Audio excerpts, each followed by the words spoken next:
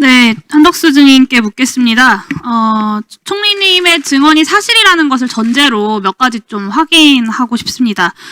조태열 증인이 도착해서 자리에 앉으니 윤석열 피의자가 장관님 비상계엄을 하려고 합니다. 라고 말하고 A4 용지를 건넸다라고 증언했습니다. 기억하시죠?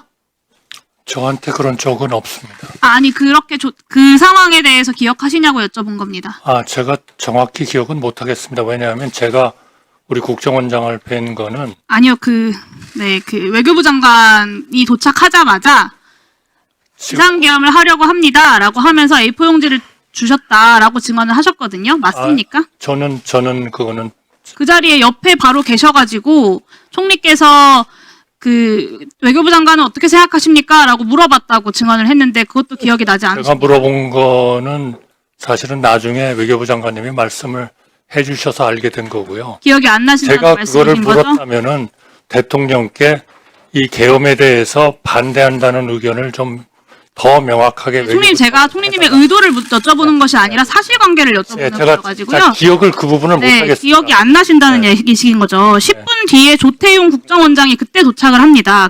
그 조태용 증인한테도 국정원장님 비상계엄을 하려고 합니다. 이렇게 말했는지 여부도 기억이 안 나시겠네요. 네, 제가 그렇게 한 적은 없습니다. 네, 그 증인께서 말씀하시기로는 윤석열이 국무회의 소집 의사가 없어서 증인께서 소집을 해야 한다라고 말씀을 하셨다라고 주장을 하셨어요. 그러면 도대체 무슨 기준으로 8시 멤버를 먼저 불렀을까라는 의문이 여전히 남습니다. 그 총리의 증언이 사실이라고 하면 조태열 증인에게 A4 용지를 줬던 것처럼 각 장관들에게 임무를 하달하려고 준 것이 아닌가라는 생각이 그런 합리적 의구심이 들 수밖에 없어요. 증인께서 국무회의를 소집하려고 노력했다라는 말이 사실이라면 그 8시 장관들을 왜 불렀느냐에 대한 의문이 남는다라는 점을 말씀드리는 겁니다. 제가 대통령님으로부터 받은 서류는 하나도 없습니다. 네, 제가 그걸 여쭤보는 것은 아닙니다. 네. 22시로 방송 시간도 잡아놨었고 계엄 지시서를 A4 용지로 인쇄까지 해왔던 피의자가 장관들이랑 토론하려고 불렀을 것 같지는 않습니다. 그리고 증인께서는 비상계엄 해제 이후에 1시간이 지나서 2시 10분에야 서울청사를 나와서 대통령실로 갑니다. 그동안 무엇을 확인하고 뭘 기다린 것인지 좀 궁금합니다. 1시에서 2시 사이에 대통령 본인 혹은 대통령실 관계자와 통화하신 적 있으십니까? 저 비서실장하고 통화를 했습니다. 비서실장하고 통화하셨습니까? 어떤 네. 내용으로 통화하셨습니까? 비서실장님도 이러한 사안이 국회에서 해결이 됐으니까 빨리 우리도 이거를 종료시켜야 된다. 그러니까 총리도 즉각 우리 용산에 와가지고 같이 대통령께 건의를 하자. 그런 건의를 쪽으로 하자. 바로 출발을 했습니다. 그래서 증인이 2시 30분에 대통령실에 도착을 합니다. 네. 근데 국회에 제출한 답변을 보면 김용현 전 장관이 마찬가지로 2시 30분부터 대통령실에서 3시 20분까지 회의를 했다고 보고를 했어요. 근데 그 시간에 국무위원이라고는 총리님과 김용현 증인 둘밖에 없었다는 이야기거든요. 저는 전혀 그 자리에 있지 않았고요. 그러니까 그 김용현 증인을 본 적이 장관을 없다. 만난 적도 없습니다. 본 적이 없다. 네. 그러면 증인께서는 2시 30분에 도착하자마자 대통령하고 직접 대화를 나누셨습니까?